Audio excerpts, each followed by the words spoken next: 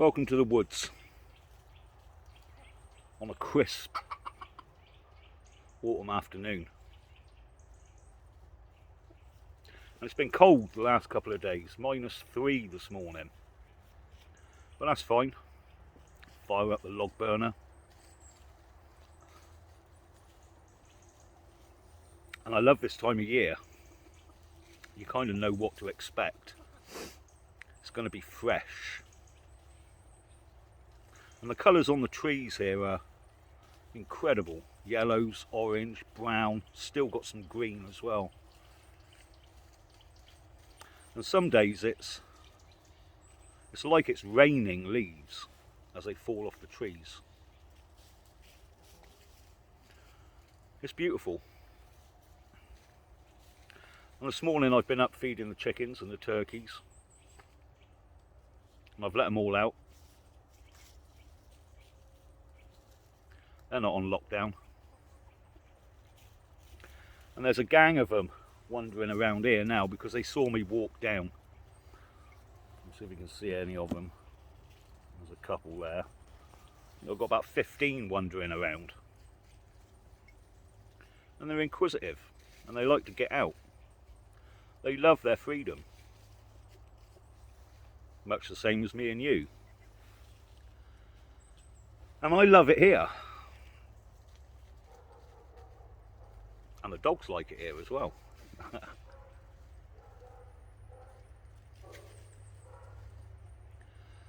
It's a lovely place to be. And I like the way I live my life. It's a way I chose. It allows me a degree of freedom to be able to do what I want when I want to do it. Both here in the woods, and because of the way I chose to live, it's allowed me more financial control of my life, which again allows me a degree of freedom.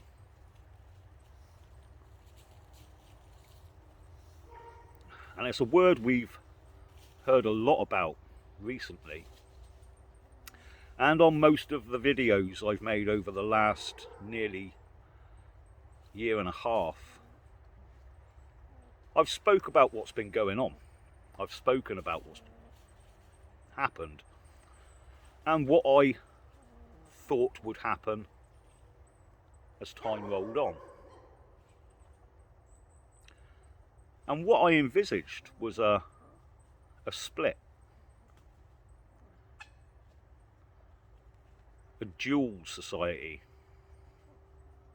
Those that have complied and were allowed some of the freedoms they used to enjoy, and those that haven't complied and would therefore have to forge a new way forward for themselves. And I'll be honest with you, I didn't really have a problem with that. As long as that choice was there, as long as that freedom to choose whether to comply or not was there was always going to be a way forward. But over the last couple of weeks, not here, not in the country I live in, but in places that we all know, in Central Europe, in Australia, things have taken a very dark turn.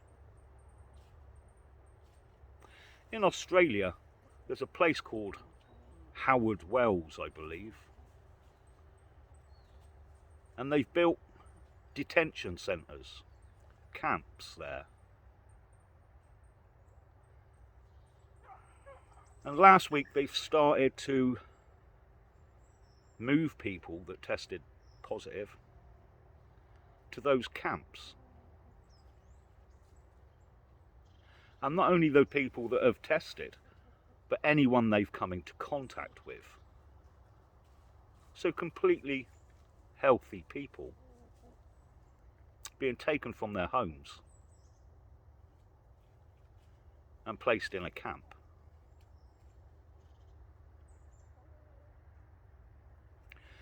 And in Central Europe, everybody now knows that Austria has decided to mandate what we've previously seen as voluntary, although hugely coerced. And that cuts off completely the freedom to choose not to, regardless of consequences. That completely strips you of your freedom. And there's over 3 million Austrians who haven't complied. And that's their right. That's their freedom of choice. So moving forward, how does that government enforce a mandate?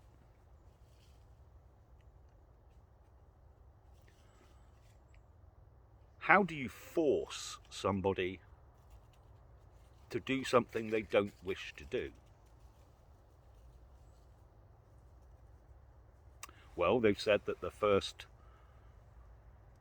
penalty will be a fine, a fairly hefty one at that.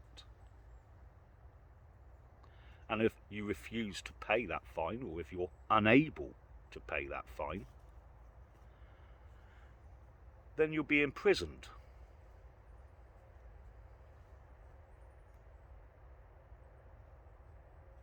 You'll be taken to prison.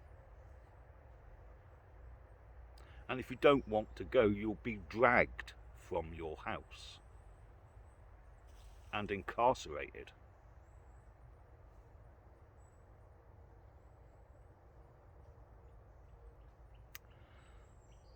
Not for breaking any traditional law.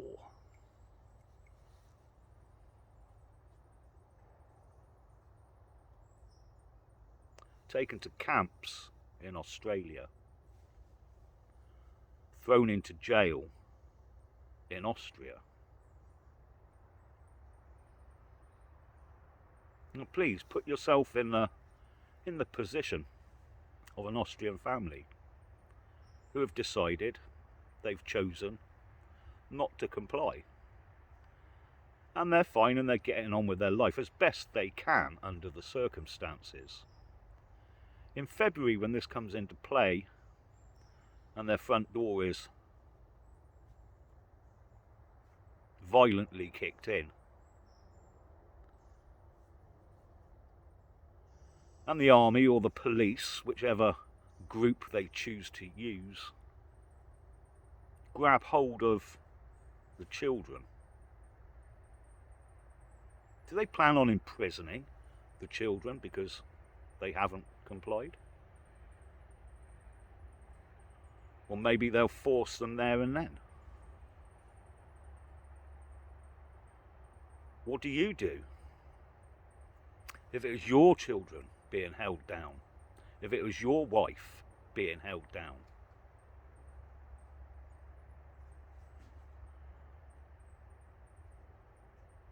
And where do they put all these people? 3 million? Is it just a threat? Are they hoping that the people will capitulate, that the people will listen to that and do as they're told? Or do they really plan on doing this? Are we going to see more camps? Are they going to make towns into internment centres for people that don't comply?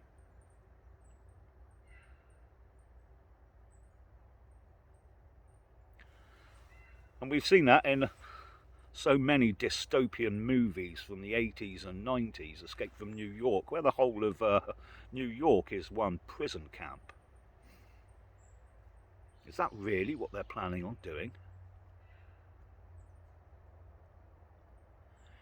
Is that really what so many people are urging them to do? Have they managed to turn the people that have complied completely against those that have chosen not to? To the point that they'll stand by and watch their neighbours dragged from a house and taken to a camp?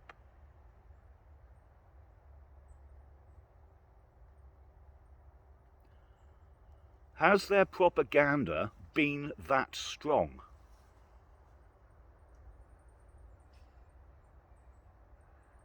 Because I'm confident that if the choice was still there, if you could choose whether to comply or not, millions wouldn't.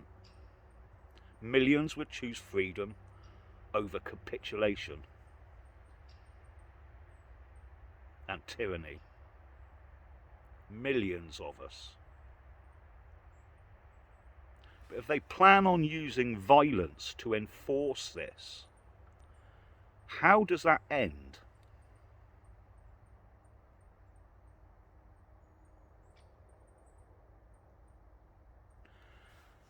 So when I said in the last couple of weeks that things had taken a dark turn,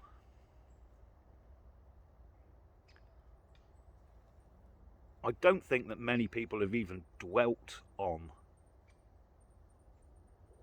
what this actually means. And then you have to think that, why would they push so hard? What is it they actually need? Because this isn't a want. This isn't something that one or two governments around the world thought would be a good idea. This is global conformity. Well, they're all after the same thing. Now, there are differences in how they're moving forward with this. There's different speeds. I think we need to look at what is it they really want.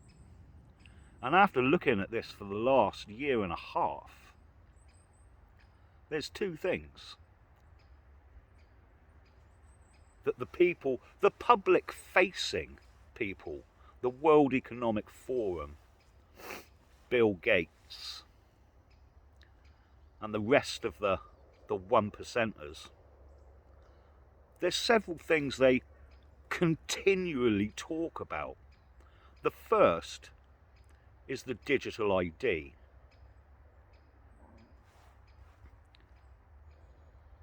And the way I see it, the reason they need that is control.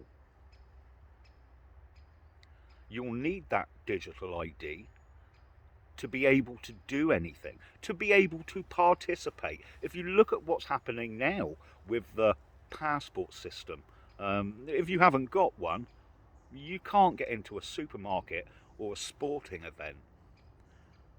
Once everyone's got this digital ID, you will need that.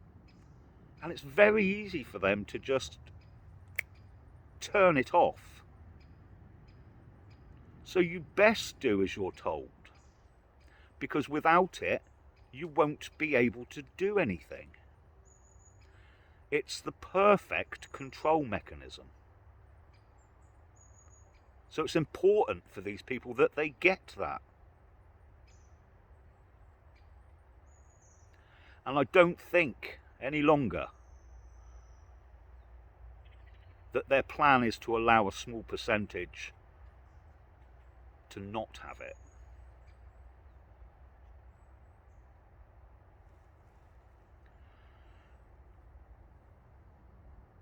They want complete control. And why do they need that control?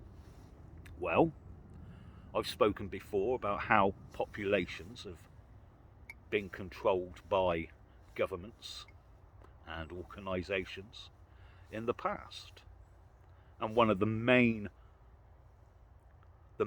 ways of controlling a population is with employment and education. You're kept very busy.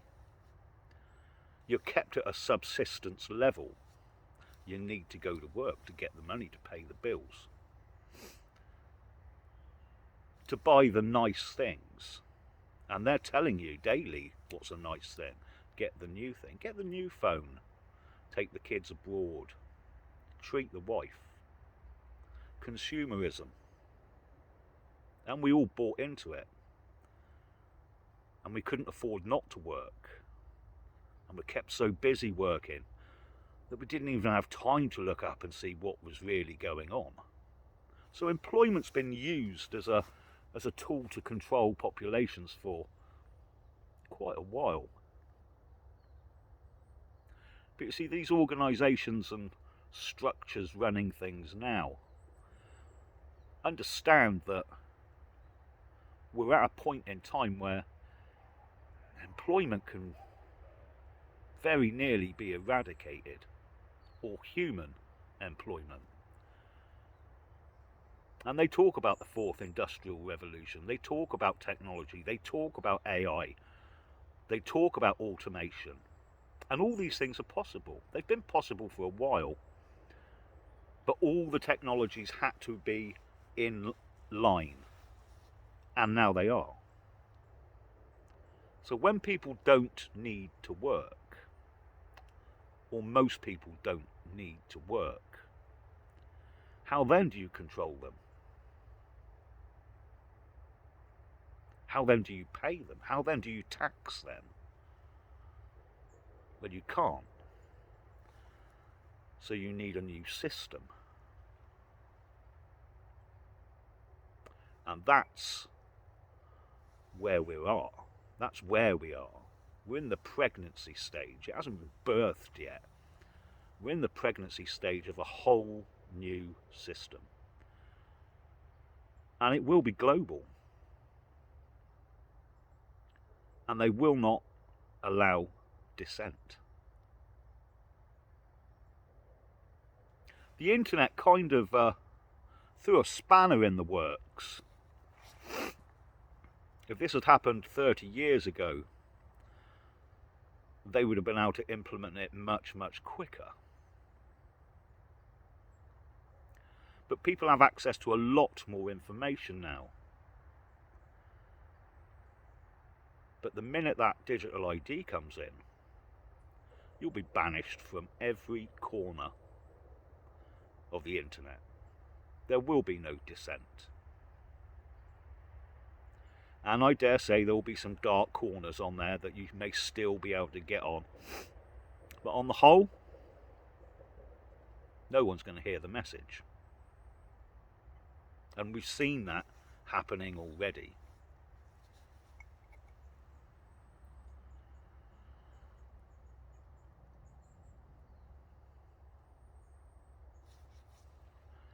So what else are they after? So they want to control the population, and they understand they need to do that because things are going to change and old ways of control are no longer viable. Well, the other thing that they all talk about is population control. Now by that I don't mean exactly the same as what I've just said, which is controlling a population. What they should really talk about is what they actually mean, which is population reduction. And I've touched on this before. There's only really two ways that you can reduce a population. You can get rid of a large portion of it, or you can ensure that it doesn't breed. And I can't think of any other way you can reduce it. So if you chose the route of making sure that the population you've chosen cannot breed, then within several generations your population's going to decline. And also if you somehow get rid of large portions then your population has declined. But I can't think of a nice way of doing it. So what they're saying openly is that their end goal is to have less people. And until that time, they need to be able to control the ones that are here.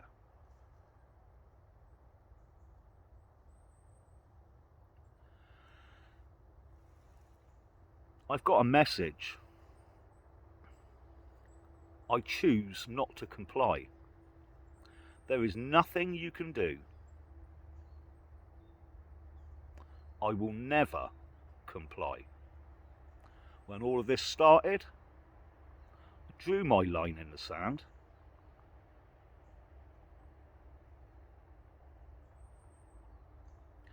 To those people in Austria, I feel for you.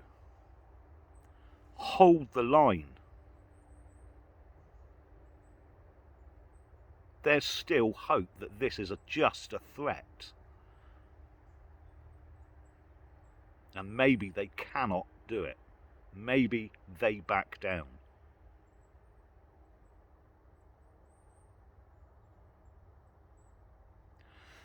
And if they do push forward with it, there's millions around the globe that are willing to stand with you.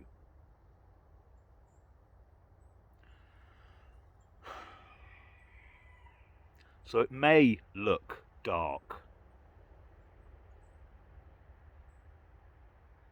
but this ends when people make the decision not to comply,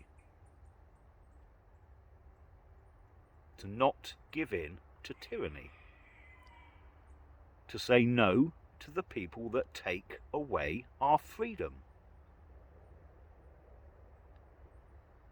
You don't swap your freedom for trinkets and platitudes.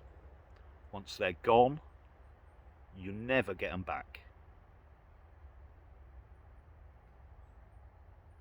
So at the moment, whilst we still have them, spread the word, stand fast, hold the line, and do not give in to these people. Speak to you later, people.